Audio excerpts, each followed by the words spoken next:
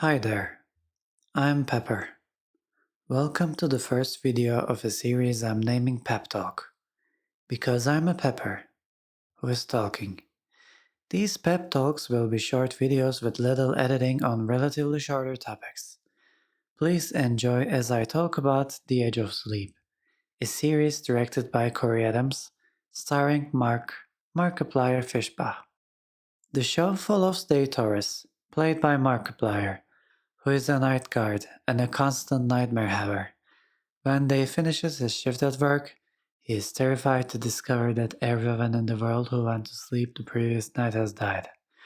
Now he, in a band of survivors, must stay awake and uncover the secrets of this global epidemic before they fall asleep. The series is divided into 20 or so minute episodes with 6 episodes in total, and you can find it on Amazon Prime, specifically in America, so you may want to turn on a VPN before watching the show. First things first, my relationship with sleep and dreaming in general has always been weird. I constantly switch between oversleeping and staying awake the entire night trying to shut my ADHD riddled brain down. As a child and as a teenager, I constantly had nightmares, sometimes stretching an entire night through a series of sleep paralysis filled frenzy. That made me avoid horror and all things scary as a kid, because after watching PewDiePie play Slenderman, I cannot count just how many nights I spent running away from that bastard. I mean Slenderman, of course, not PewDiePie. And as I started asking why and how to my psyche, I started falling in love with horror instead of running away from it. I became the kind of person who watches horror movies at night, in the dark, by himself. And as my fears turned into fantasies, my nightmares of horror turned into dreams. As weird as ever, albeit with fewer jump scares. If I were to give an example as to some of my latest dreams, here are the ones from the last week that I remember. 1. Someone in my family was dead, and through some time portal shenanigans, they turned back to life.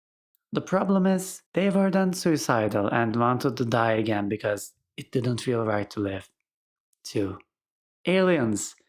But they don't know that the humanity has a secret weapon. Me. I don't know what my powers were, but they must have been scary because aliens feared me. 3. Getting into a train while high. Next stop, hell. That was scary. 4. Halloween parties are fun, but have you ever dressed up as Spider-Man and learned that you actually had Spider-Man powers? Boy, I had more fun than anyone else as I fought in the invading aliens. Wait, why do aliens invade my dreams so much? 5. Murder mystery. But I am the murderer. The cops are keeping us to interrogate us, but I'm sneaky and I will make all of them think that I'm innocent. Oh no, it didn't work. Let's add more murder to this murder mystery. 6. I saw my daughter. No, I don't have a daughter, but I saw her. Looked a lot like me. Even now I can describe her physique, her demeanor and everything. Amongst all my dreams, this fucked me up a lot, as I went through a day-long derealization trip. 7. Heaven! You are the last. Drink up. Anyway, I was tortured and I had to code to get free. I couldn't. As I was saying, I have a weird love and hate relationship with sleeping and dreaming.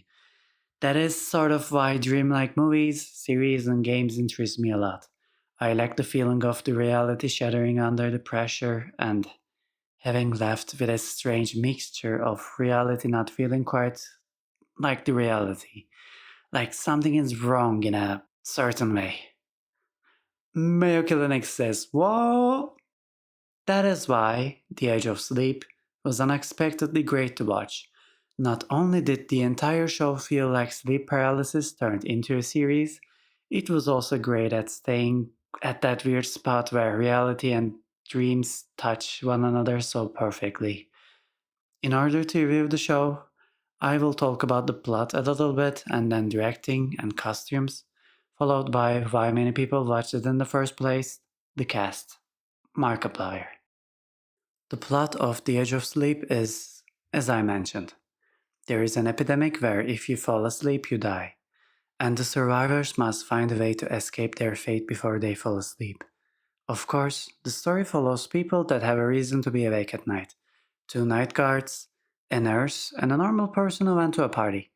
As the story unfolds and we learn more about this epidemic, the urgency gets even more potent.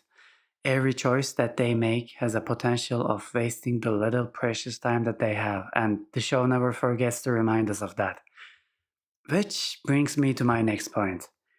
Episodes are, as I mentioned, 20 or so minutes long, which is a blessing and a curse. The fast pace of the show fits perfectly to the short span of each episode. We feel a sense of urgency in every episode. Yet, this quick phasing also takes away from the characters and their potential to shine. I would have liked to learn more about each and every character, especially Linda, the nurse. She had an interesting backstory which was only mentioned in the passing. Another thing I would like to point out is the last episode. Without spoiling anything, I would like to say that it felt out of place to me. There was a moment where the characters were in high levels of distress, and it was a make or break moment for Dave specifically. Well, that part felt too long and too short at the same time, mainly because they focused on how distressed they looked instead of showing it to us. Adding weird shots and weird hallucinations could have made this part a lot better. Yet, compared to the whole, it was just a minor detail, and perhaps they had budgetary and time concerns I don't know of. The director, Corey Adams, knew what he was doing. The shots felt claustrophobic when they had to, and the insomniac feeling throughout the show was greatly conveyed to us in each and every way, without being too torn apart from reality. It felt grounded when it had to, and it felt weird as hell when it was time for a dream sequence. Dave's childhood memories were nightmares, and it felt like we were watching a dream at those instances. Just like the story, I think the directing took a rushed turn at the end as well. The last few scenes of this show could have been the most absurd, wildest thing imaginable, and it could add a lot to the story. Yet, we only get a shaky cam and the cast acting distressed. I can understand the budgetary concerns, but one of the wildest moments, having some of the least imaginative shots, felt like a missed opportunity. The costume designs were awesome though. I would say that whoever designed the elephant, the main villain of the story, deserves a raise because that shit can only come out of a nightmare. My only problem is that we have seen it way too much and sometimes less is more. The cult-like appearance of the Dream People was spot on, and the design choices definitely fed into the bizarreness of this whole show. Generally, the actors and the actresses had to be increasingly insomniac throughout the show while staying in their defined roles for their character. They were all very successful at doing that, and without their efforts, the story would not have shined this well. Now, I feel like I should talk about the elephant in the room. Yes, pun intended. Markiplier. He was great as Dave, who, throughout the series, went from a stiff and antisocial night guard to a survivor with a big role to play during this epidemic. Generally, there is a stigma when it comes to YouTubers doing new things.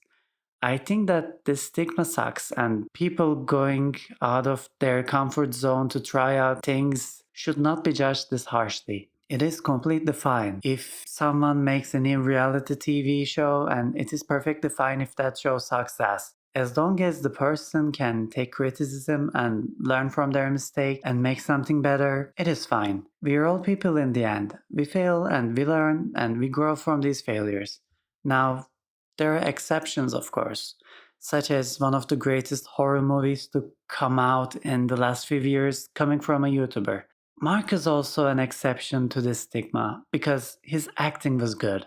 It wasn't perfect, perhaps, yet it was quite well. I learned that he made In Space with Markiplier after this show, and I watched that. And I gotta say, his acting just got better. While watching The Edge of Sleep, He felt like an actor slowly getting comfortable with his role, and as I watched In Space with Markiplier, I realized that it was just the beginning of his capabilities and he could go on even further. For that reason, I am excited about the Iron Lung and where he takes it all next.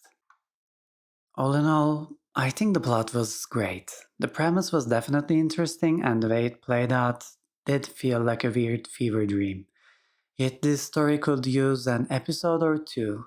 The director's choices were good for a story unfolding too quickly, and the cast did a wonderful job. Markiplier seems to be a gem who is going to shine more and more, and I'm excited to see what he's been cooking with Iron Lung.